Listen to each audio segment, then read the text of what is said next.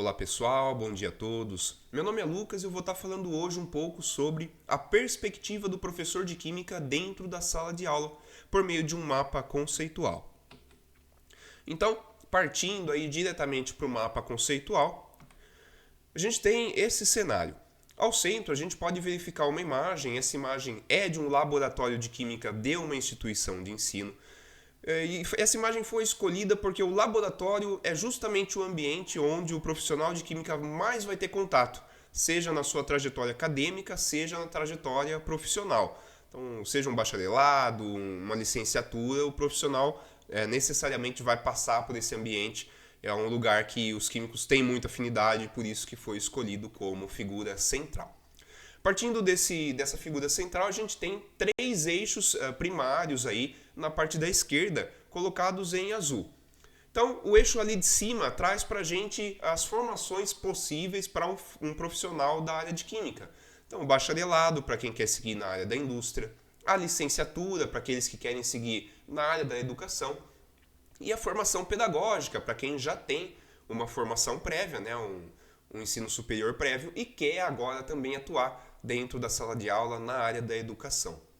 Na parte de baixo a gente tem alguns exemplos de pessoas com quem os profissionais de química terão contato ao longo das suas trajetórias. Então são os discentes, né, os alunos das salas de aulas, serão os gestores, os coordenadores dentro das indústrias, dos laboratórios. Enfim, claro que existe uma infinidade aí de profissionais com quem o químico terá contato. Aí são só alguns exemplos. E no terceiro ponto, ali de cima para baixo, alguns lugares onde o profissional de química irá atuar. Então são nas escolas, é nas indústrias, é nos laboratórios de, por exemplo, prestação de serviços, são nos laboratórios de pesquisa e desenvolvimento, enfim, tem também uma gama muito grande de lugares onde os químicos são necessários e são muito requisitados. A partir desses eixos principais, saem dois eixos secundários, um lá em cima em vermelho e outro aqui embaixo também na mesma cor. Lá em cima, tratando especificamente da licenciatura e também um ponto muito específico desse ramo. A licenciatura, claro que é o ensino, depende de N fatores aí, né? Depende de um bom profissional, depende de uma boa preparação. E um outro fator que também está envolvido na licenciatura são as realidades diferentes pelas quais os alunos passam, pelas quais as instituições passam e que o profissional tem que levar em conta quando vai ensinar. Então, a disponibilidade de recursos, a cultura, o jeito de ensinar, o jeito de falar, tudo isso tem que ser muito observado pelo profissional. Isso varia, claro, de onde pertence a instituição, seja do estado, seja uma escola particular, seja um cursinho pré-vestibular, enfim, tem também vários tipos de instituições aí associados.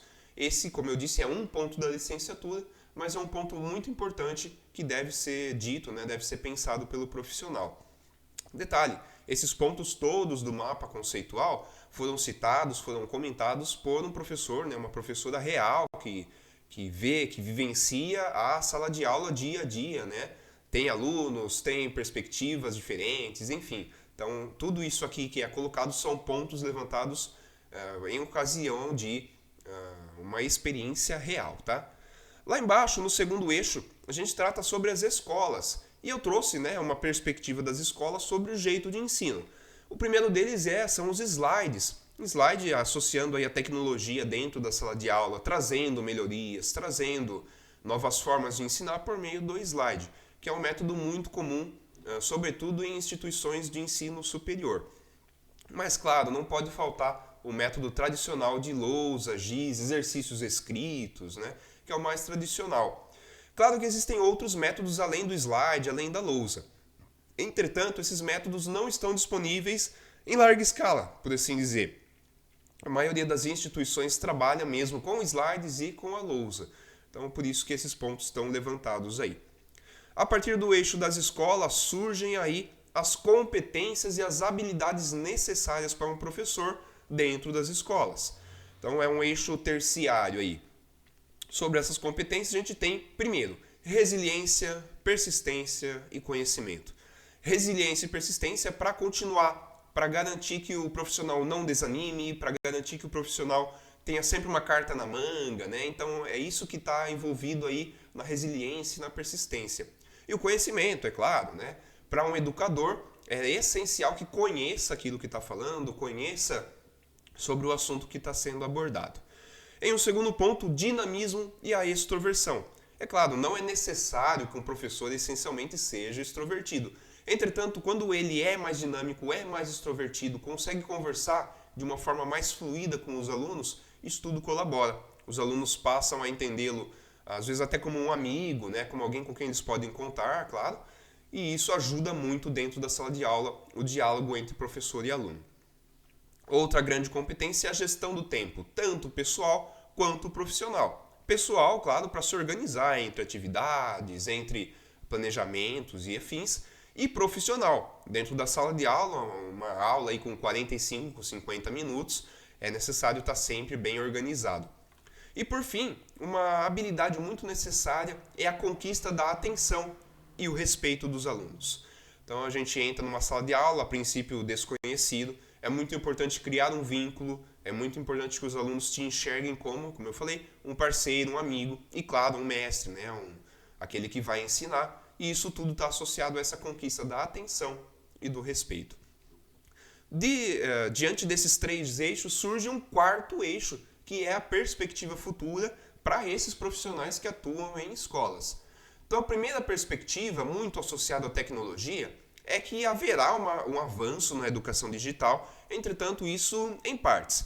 Isso muito por conta das pós-graduações, cursos profissionalizantes, enfim. Essas áreas haverão um avanço da educação digital, um EAD.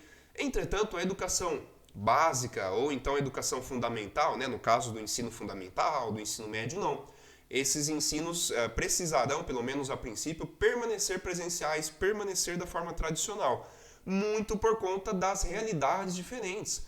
Então, não necessariamente há recursos disponíveis para todos, não necessariamente todos têm o acesso que é necessário para estudar por meio de uma educação EAD.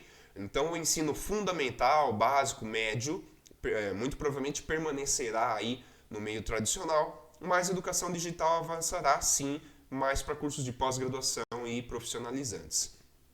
Há também, associado à tecnologia, a inserção que já começa a existir em muitas instituições de ensino de elementos de informatização, a exemplo dos tablets. Existem muitas escolas que estão inserindo os tablets, né, distribuindo, claro que aos poucos, para que os alunos consigam aí estar informatizados, estar envolvidos nesse novo meio de educação.